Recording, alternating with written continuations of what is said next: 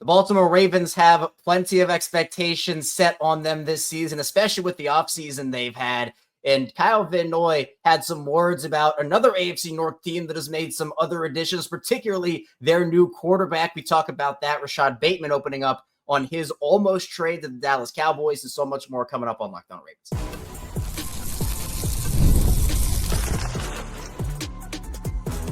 You are Locked On Ravens, your daily Baltimore Ravens podcast. Part of the Locked On Podcast Network, your team every day. Welcome into another edition of Locked On Ravens, your daily Baltimore Ravens podcast. I'm your host, Kevin Oestreicher of Ravens Wire, here with you on the Locked On Podcast Network, your team every day. Thanks so much for being here today, making Locked On Ravens a part of your day and your first listen each and every single day. Are free and available on all podcasting platforms, including in video form on YouTube, where you can like and subscribe to the channel, and in audio form, where you can follow along and subscribe wherever you get your podcasts. 5 days a week here of Ravens coverage on Locked On Ravens, and thank you out there to all the everydayers, the first-time listeners, and if you're somewhere in the middle, thank you as well. Today's episode of Locked On Ravens is brought to you by FanDuel. Right now, new customers get $150 in bonus bets when your first $5 bet wins. Ravens have kept everybody busy this offseason. A lot of moves happening. Now, this is the downtime of their offseason, and we have a special guest to talk about that with us today. Joining us from CBS Baltimore, it is Rick Ritter. Rick, I'm glad you're here. I'm glad we can finally connect here, talk Ravens football. As I mentioned, busy offseason for all of us. And honestly, these are the most fun types of off seasons you can have. I feel like Baltimore, they knew that they needed to add some talent, and they certainly have done that over the course of these last couple of months.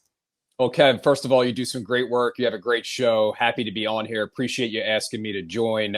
What an off season for the NFL, and especially for the Ravens. To me, the mindset this off season is all in. This is a team that is loaded top to bottom on both the offensive side of the ball and the defensive side of the ball. You could argue that next to Philadelphia, this is the best roster in all of football right now. There's really no gaping holes. There's no opens. Everything looks good, solid on both sides. The depth is there.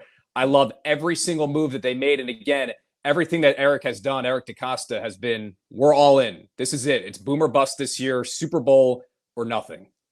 It's not just the star power they have, Rick. It's the depth they have, too. I mean, every single thing you mentioned Eric DeCosta has done, it's been a calculated plan. They've accounted for a lot of their weaknesses that we saw at times throughout the season last year.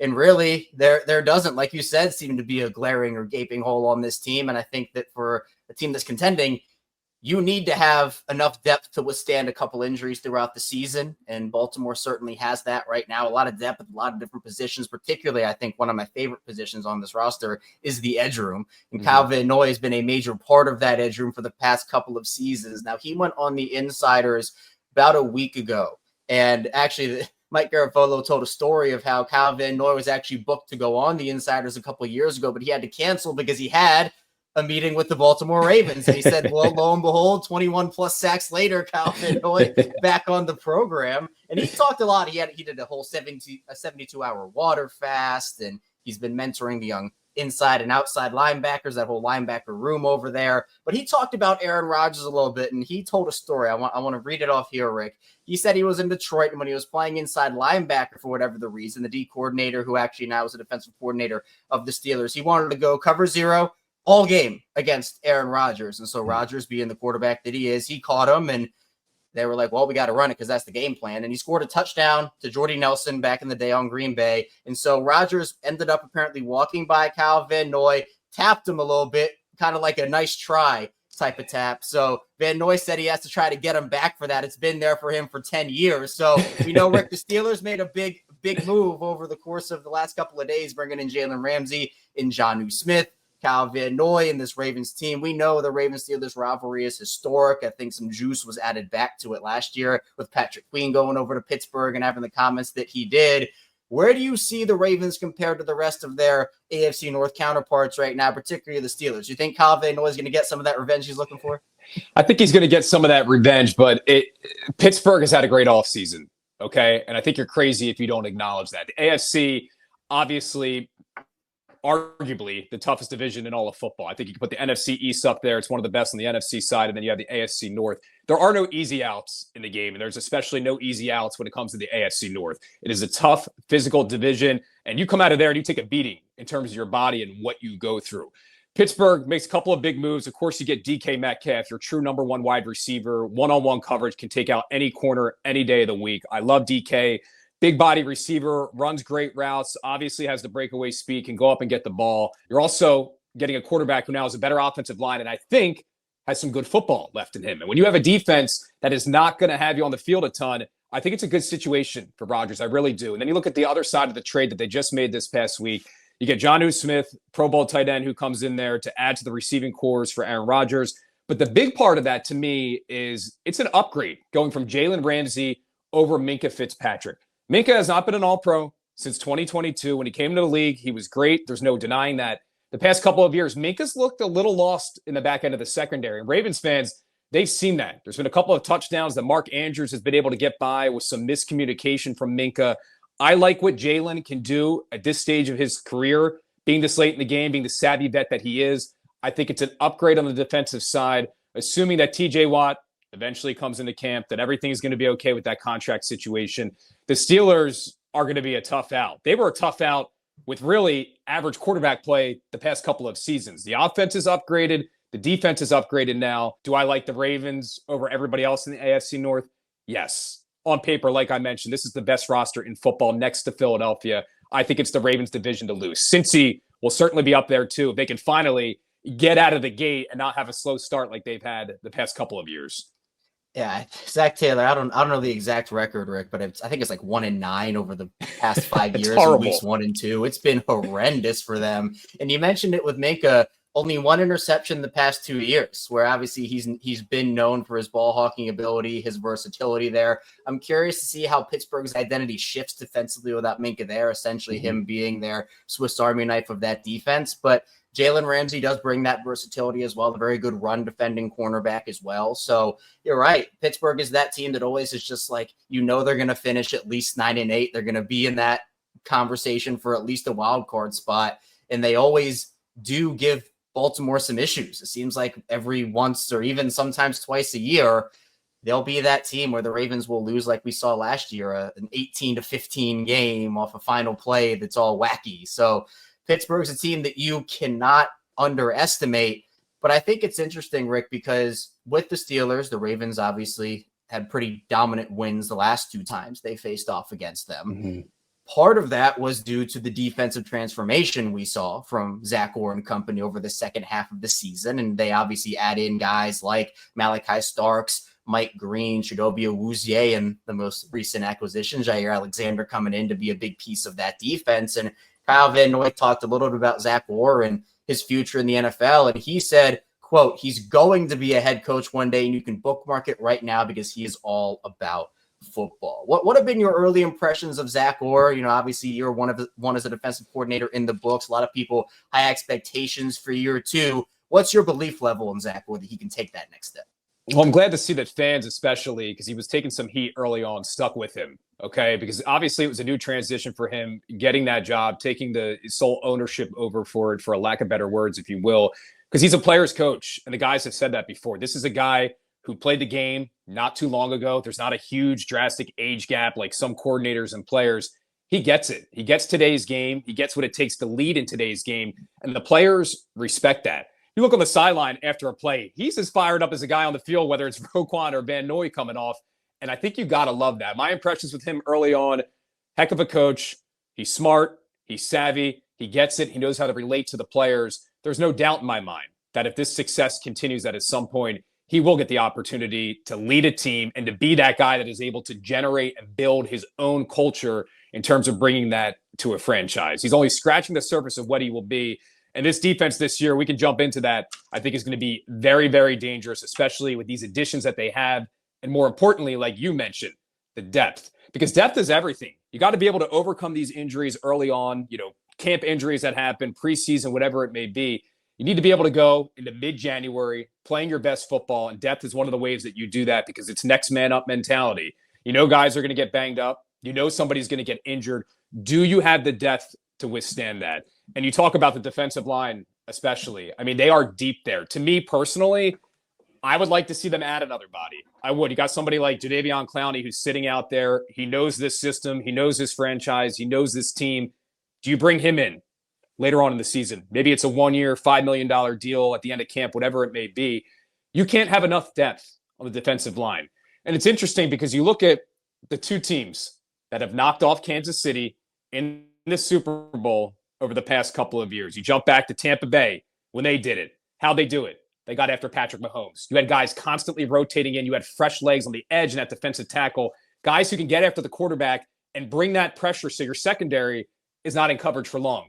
The Eagles last year, yeah, Jalen Hurts played lights out, but that defense getting after Patrick Mahomes the entire time, getting pressure with your front three and your front four. And when you can do that, that is when you're the most dangerous. So to me, you can't have enough depth on the defensive line. I think they look great on paper right now, but if you have somebody like Clowney sitting out there who has some ball left in, who only needs to rush and play maybe 15 plays a game on third down situations or whatever it is, you bring that guy in because it's an all-in mentality right now. Yeah, we know that Eric DeCosta is always looking to improve. No matter how stacked his roster is, he's always looking to bring somebody in. And I think the depth is uber important, like you mentioned, Rick. And coming up, I want to talk to you about your overall impressions of the room if they don't add a guy like Jadeveon Clowney. So coming up, we'll get to that. And Rashod Bateman opening up on the trade talk that happened before he signed his extension with the Ravens. All that and more coming up on the show.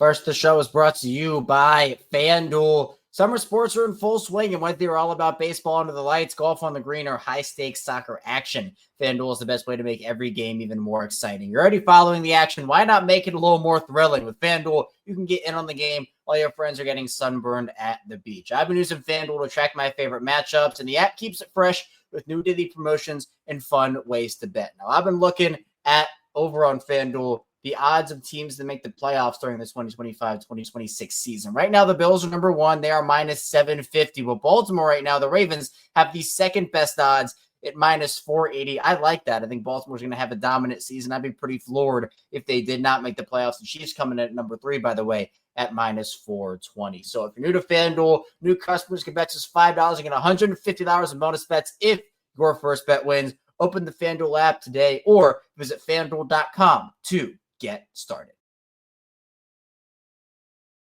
Back on Locked On Ravens, Kevin Oestreicher and Rick Ritter still talking with you here about Ravens football. And Rick, I want to wrap up our conversation about Kyle Van Noy, this edge room, and this Ravens defense. You mentioned that, and look, I agree with you. I think Jadeveon Clowney would be an awesome addition to this edge group and what they have, kind of like the finishing piece, the final infinity stone, if you will, about what they could do with that group. But if they don't do that, having guys like Odafe Owe, who was expected to take a jump, Van Noy himself, who's been a steady veteran presence, you had Mike Green into that room. Tavius Robinson is my pick for breakout player of the year, and he has certainly earned a lot of praise from his coaches. And then even guys like Adisa Isaac, who's a wild card. I'm not sure there's a spot for David Ojabo right now, but maybe he surprises some people during training camp in the preseason. Do you think that's a big strength for them? Like, out of all the positions on their roster, how big of a strength do you think that outside linebacker edge room is right now? I think it's strong right now. I do. And it's, again, the thing that eats at me is that if you get one injury, I think the question is, how strong do you still think it is? Look, Kyle Van Noy, can't say enough about this guy. He has been lights out since he's come to Baltimore. I don't think anybody in Baltimore anticipated that you were going to get this much success out of him. He's always been a successful player, but to be able to do this at that high of a level this late in his career, it's very impressive. Kudos to him for the high performance that he plays at and the high intensity he plays with. And also kudos to the way that he takes care of his body. You mentioned the 72-hour fasting and things like that. To be able to perform at that high of a level at that age, and Qadry Ismail will tell you, it takes a different taking care of your body in the offseason, and he does it. Tavius Robinson, you talk about him, a guy who is just maybe starting to get some of the credit that he deserves, and I think is only going to get more credit as this season goes on. Tavius has been a heck of a player since they brought him in. And last year, you really got to see some flashes of what he can become. I think a lot of people anticipating him to take on a bigger role this year. David Ojabo, you said it. Who knows what we're getting? Are we getting David Ojabo from the past couple of seasons, banged up, hasn't really shown many flashes in practice or in the limited game that he's had? Or are we going to get the David Ojabo out of Michigan that everybody was hoping we were going to get? Maybe it's a guy who just took a couple of years to come on late. We'll see. But then you talk about the other side and you look at Odafe Owe and what he's been able to do in his couple of years. And also this offseason, packing on muscle. You look at this guy just standing up on the field or at the press conference and you're like, geez, What was he eating this offseason? What was he lifting this offseason? That dude is a flat-out beast. Tremendous success last year. I think it's only going to be more this season, coming into what is a big contract for year for him, trying to get the dollar signs. And I think ultimately he's going to be the real edge rusher on this team that's going to make the most noise this season. Yeah, and speaking of those dollar signs, Rick, Rashod Bateman got a couple of those, signing that 3-year extension with the Ravens. There was the whole debacle with his 5th-year option. He signed for, in my opinion, what was the best deal in football for the Ravens a couple of years ago. Now he gets rewarded after having a great year. And I want to give a shout out to Rashod because there are a lot of questions coming into last season about who he was as a player, the injury situation, would he be able to stay healthy? And he not only stayed healthy, but had a career season and became honestly one of Lamar Jackson's biggest security blankets and someone that he could trust, because it always felt like, Rick, Lamar was healthy, but Rashod wasn't healthy. And then Rashod was healthy, but Lamar wasn't healthy. And then they never overlapped. But we now know what they can do with a full season or just with a season together. But Jess Rebeck, he spoke to Rashod Bateman, and Bateman talked about the fact that, well, it wasn't necessarily all clear cut that he was going to actually have an extension with the Ravens. There was a situation, and we saw these reports earlier in the offseason, the Cowboys, before they traded for George Pickens, ultimately, they were interested in a couple of other receivers, with Bateman being one of those names. And so Bateman opened up about that and said, quote, I went through a lot of things with the Cowboys and all that with my contract. There was a time where I didn't know what was going to happen. The Cowboys talks were a thing for sure. It was a possibility. I don't want to deny that. But, DeCosta, he's always making magic work, and he made it work. And I'm thankful for that. He made it clear that he wanted to stay in Baltimore. They got the job done. They got the deal settled in. Rick, how happy are you that Rashod Bateman is still a Raven right now? Before we even get to Rashod Bateman on the field, I've done a lot of charity stuff with Rashod over the past couple of years. Great guy. Loves the city, bleeds purple and black, loves Baltimore. Anything charity-wise that we do in the city, Rashod's always there. Great individual. You have the opportunity to have a great individual in your locker room preaching your culture, which of course is always big. But from a talent standpoint, this is a guy who has as much talent as most of the wide receivers in the entire league in terms of the top tier ones. He just plays in an offense where we're not throwing the ball 40, 50 times a game because we don't need to, because you have Derrick Henry or you have Lamar running, and obviously it's a run identity first offense that ultimately sets up the pass. There's a reason why Dallas wanted Rashod Bateman and to pair him with CeeDee Lamb there. Rashod is as talented of a number 2 wide receiver in this league as you have anywhere else. Top tier number 2s, I look at a guy like Devontae Smith in Philly, T. Higgins in Cincinnati, Devontae Adams with the Rams. Rashod is in that category. And you said it. The past couple of years, we've had Lamar's been banged up. Rashod's been healthy. Rashod's been banged up. Lamar is healthy. Back and forth, whatever it is, these two just haven't been able to get on the field a ton. Last year, we finally got to see some glimpses of that. Rashod stepped up huge when Zay was out in the playoff time. Had a great game in Buffalo, was the security blanket for Lamar. When I think of Rashod Bateman, I always think back to a couple of years ago in Miami. And Kev, you've watched film before, you watch games. There are certain players with their speed and the way that they cut and the way that they accelerate that they just jump out at you. And you're like, oh, this guy is next level speed. I think back to Rashod a couple of years ago, again, that game against Miami, when he had that slant and boom, he broke through, split the safeties and took it to the house. Rashod is that next level player. When his name is called upon, that is what he can do. We just don't see it a lot because, again, you're running a 12 personnel offense, which to me is the best 12 personnel in all of football. You have the best 2 tight ends in Mark Andrews and Isaiah Likely. There's no better tandem in football. You have Lamar Jackson, Derrick Henry, Zay Flowers on one side, Rashod on the other, and now you're going to have DeAndre Hopkins out there if you need him. He just doesn't get a ton of opportunities. But if he was in an offense, maybe like somewhere like Dallas, where they do throw the ball 40 times a game, he would light it up and he'd be a 1,000-yard receiver. Absolutely ecstatic to have him back in Baltimore. Again, not just from a performance standpoint, from a culture standpoint. This guy, he can do it all. His speed takes the top off the defense. He runs great routes. He's worked so hard at his routes and the way that he has honed his craft over these past couple of years. Love him. Big part of what this Ravens offense can do. And ultimately, as you know, when you have multiple guys like that who can stretch the field, it's only setting things up for each other. And it takes a special breed to play in an offense like that. When you have a bunch of ballers like that, being able to put the selfish ball aside and buy into that winning camaraderie, it takes a special group. Not everybody can do that. You saw them do it last year in Philadelphia with that offense. The Ravens had just as much talent in their offensive side of the ball.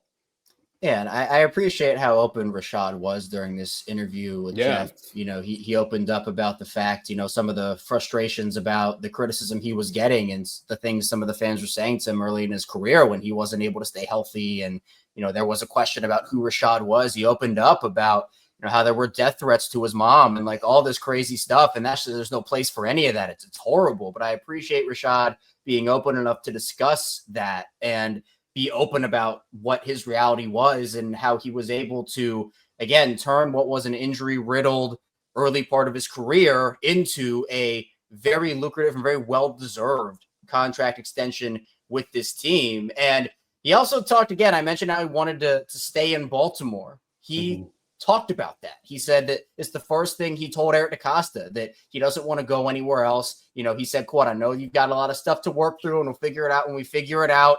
And he mentioned the fact that, there are a lot of contracts that Baltimore has to get done. Rashod Bateman was one of those. And he mentioned that to be a priority for DeCosta in that way was important to him, and it showed the value. We know, Rick, Rashod Bateman is not the only player that needed a contract extension. They also got one done with Derrick Henry. But you have Lamar Jackson and his $70 million cap hit next season. You got to figure out the Mark Andrews and Isaiah Likely situation. You mentioned Odafe Owe, who's in a contract year. Maybe Travis Jones breaks out, and he's a guy you got to worry about. Kyle Hamilton and Tyler Linderbaum. And we could do this all day, Rick. We could go back and forth for hours about how many guys the Ravens have that they have to get extended here. But Bateman truly was a priority, and I think that shows a lot about not only how the Ravens value him, but like we saw with the Dallas trade talks, how he's viewed throughout the rest of the league.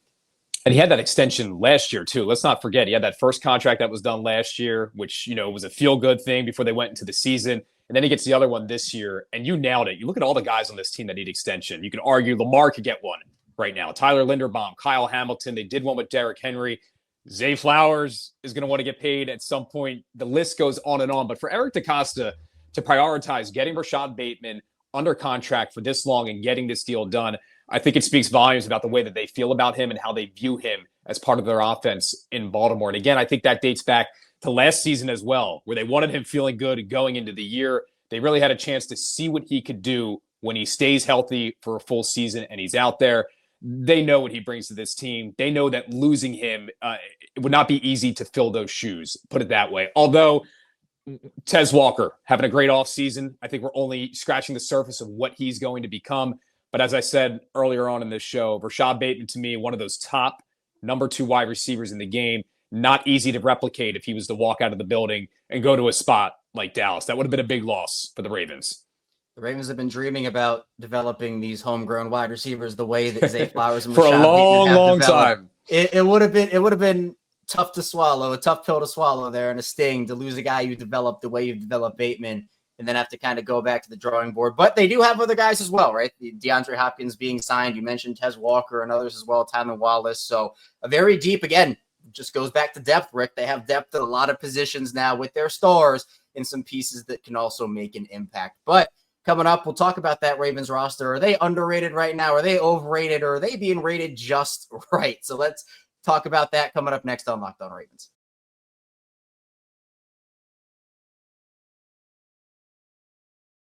Back on Locked On Ravens with Rick Ritter. I am Kevin Oestreicher, talking Ravens football with you here as the players are currently off. Training camp kicks off in a few weeks. And then before you know it, Rick, we'll be right back to the regular season. It doesn't feel like we haven't had football in like a year to you. It doesn't feel like just yesterday we were covering that Buffalo loss. What side are you on? I think it feels like we were just recovering from that Buffalo loss. I think that's because of the crazy offseason that we've had. So many storylines there. So we've been in the thick of it in terms of the headlines. And when you have an off season like that, I think it makes things go much quicker. And then at the snap of a finger, before you know it, camp is just about here, and we're already in the beginning of July. I know you've covered this team for a long time, and you understand the inner workings. A lot of guys come in, you've seen a lot of guys go out, but the reputation this organization has is one of the best in football, both on and off the field. And I think that affords them opportunities that other organizations do not get. And one of those opportunities was signing Jaire Alexander, who is an all-pro guy, top 10 corner, in my opinion, when healthy, to a 1-year, $4 million deal that's worth up to $6 million. He turned down more money elsewhere. And it puts him in a conversation with Marlon, Humphrey, Nate Wiggins, Kyle Hamilton, Malaki Starks. That's 5 former first-round picks in your starting secondary, which is just unbelievable. And all 5 of them are incredible talents. And obviously we're still waiting for Malaki Starks to play a snap of football, so we'll see. But the potential for this group is unbelievable. I've seen the word super team thrown around a lot here, Rick, after the Jaire Alexander signing. It's a word a lot of people want to use. I've heard there are no excuses anymore for this team and for Lamar Jackson and all this. You mentioned how the Ravens roster right now is right up there with the Philadelphia's and those top tier teams. And I 100% agree with you. But do you think the Ravens being in that conversation is that way that where they are supposed to be? Is that what this roster warrants? Or do you think they're overrated or underrated? No, I think that's what this roster warrants. I mean, I mentioned stacked top to bottom on both sides of the football, and there really are no holes in this team. I said earlier, the best 12 personnel in all of football, I would take them over anybody when they're lined up in that formation. No one is as deep as them when you roll that offensive unit out on the field with Lamar Jackson at quarterback. They are right where they should be. To me, though, they've had the roster the past couple of years. We know that. They've had everything teed up for them. You go back to 2 years ago, hosting the AFC Championship game at home. You let it slip through your fingers. Last year, you think they're picking up momentum and gaining steam at the right time. You go into Buffalo, and ultimately you shoot yourself in the foot. This team, two things.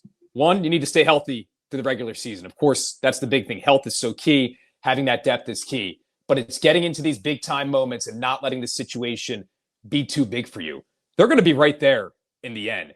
And look, we cover football. This is what we're going to do. We're going to cover week in and week out. We're going to talk about camp. We're going to talk about the storylines. We're going to tell you about week 1, week 7, week 8. And it's all important, okay, because ultimately you want to be able to have that home playoff game, hopefully host an AFC Championship game.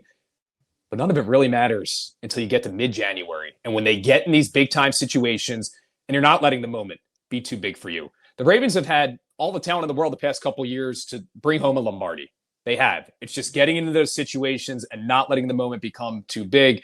Lamar even mentioned that. He was like, look, I didn't play great. I know everybody's harping on Mark Andrews and the ball that he dropped, but I didn't play great. I fumbled the ball. I threw an interception here. I did this. I did that. There's a different feel with this team early on in the workouts that they've had. And it's we're not satisfied mentality. We still have that nasty taste in our mouth. We know we've underachieved. Guess what? We're going one day at a time. We bring in these guys like Malaki Starks coming from Georgia, Kirby Smart run program where you know they're aggressive. You know the way that they carry their business on a day-to-day basis. It's just like an NFL team. I like that. That's a bit of nastiness you're adding to the defense. And then the Mike Green pick in the second round, best available player. Again, Eric DeCosta, all in right now. You have a guy with that much talent sitting there, and if you did your homework on the off-the-field allegations or issues, whatever it was, and you feel good about him as a person, you grab him and you bring him in because that's a top 15 talent that you're getting in the 50s in the second round. Jaire Alexander, same thing. Lamar says, go get him. And then a day later, your general manager goes out and brings him in. They know that it's boom or bust this season. A team that has had every opportunity in the world to hoist that Lombardi and rightfully should have probably been doing at least once over the past 4 years. They want to get back there again. They want to get over that hump. This team has every opportunity to do that this year. And I truly mean that when I say there's the Philadelphia Eagles, roster-wise. They get the credit. They won the Super Bowl last year. Then there's the Baltimore Ravens. They're just as good talent-wise. Yeah, and I agree with you. Those two teams are it right now. I think obviously for the Kansas City part of it, where that's the team Baltimore has not been able to get over the hump against. And honestly, they haven't been able to beat Buffalo in the playoffs either. So, those are two teams that you're going to have to fight off in the AFC. And then maybe it is just to meet a stacked Philly team. But I always try to kind of talk about it this way, Rick, where the Ravens are going to have to play a lot of good teams this year. And the playoffs are going to have to play a lot of good teams. But they are also a good team, right? Teams also have to play Baltimore. So it's kind of a two-way street there. And part of the reason why is because the players trust the teammates, the coaching staff, and the organization. I mean, from a Lamar Jackson perspective, we've heard time and time again, Eric DeCosta, John Harbaugh, others in the organization talk about how Lamar is a part of the brain trust, right? He's not just a player in their eyes. He's an investor, essentially, is what the messaging has been. And so they listen to Lamar. He wanted Marquise Brown in 2019. They got Marquise Brown.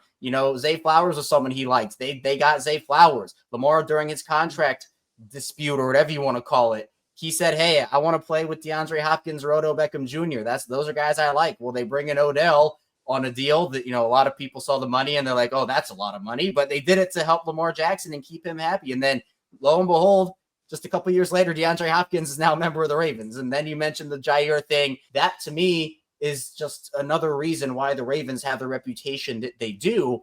And I agree with your point too. And that's something I want to talk about as well.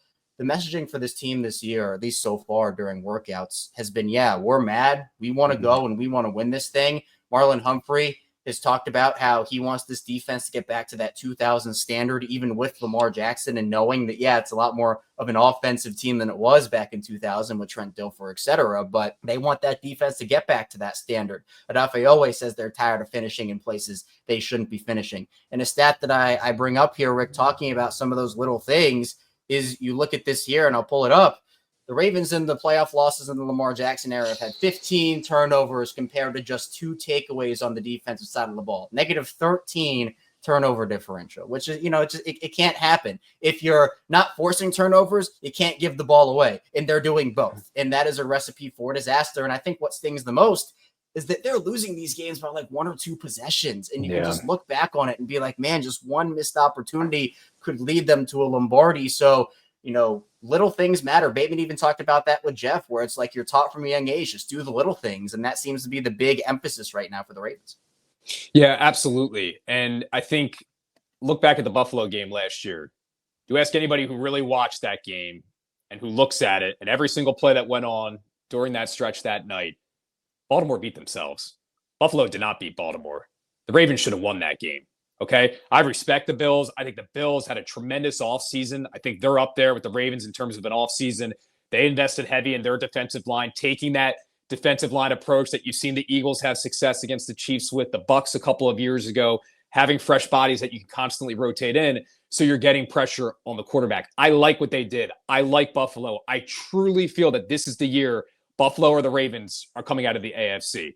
Kansas City gets knocked off. It's Buffalo or it's Baltimore coming out of the AFC. But with that being said, the Ravens beat themselves last year. You nailed it. You can't turn the ball over in crucial moments. You can't let the stage become too big for you, okay?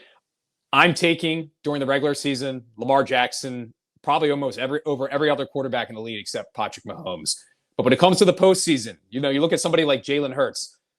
Lamar's up here in terms of the athletic ability and what he can do.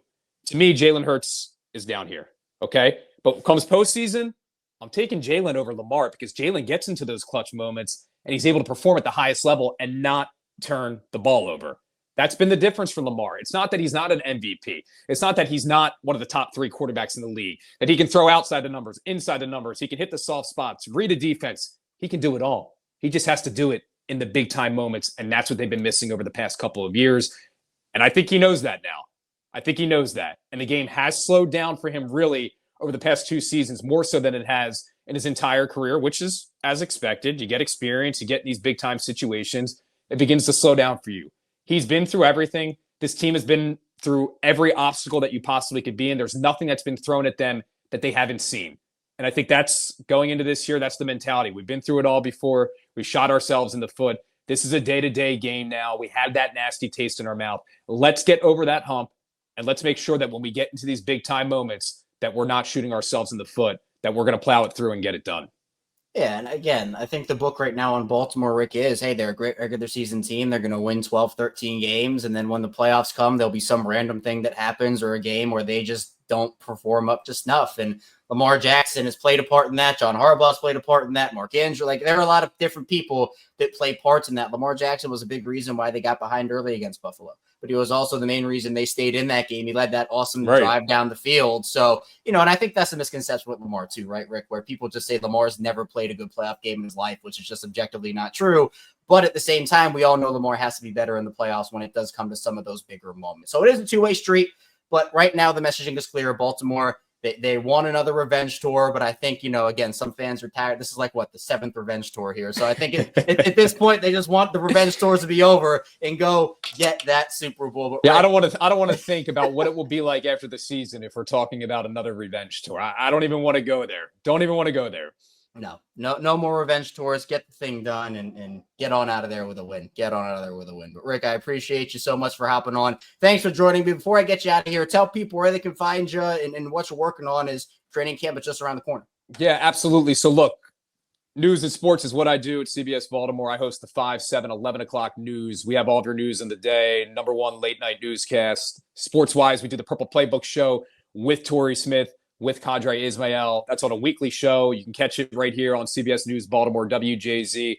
We're diving into everything with the Ravens camp, all-season moves, and how we're getting ready for the season. And then also, too, we have a big show coming up. Can't talk about the date yet, but we will be having CJ Mosley on to talk about his retirement and just how close he was into coming back to Baltimore. I think a lot of people wanted him back. It's a shame that it couldn't get there. So close, though. So that would have been an awesome redemption story, reunion story. So, hey, be sure to check out that over on CBS Baltimore. And again, all the links to Rick's work in the description down below. Rick, I appreciate you. Thanks so much for joining me. And thank you to everybody out there who watched and listened today to the show. On the way out, hit the like and subscribe button in video form. Follow along in audio form. I'll see you right back here tomorrow on 4th of July on Locked On Ravens.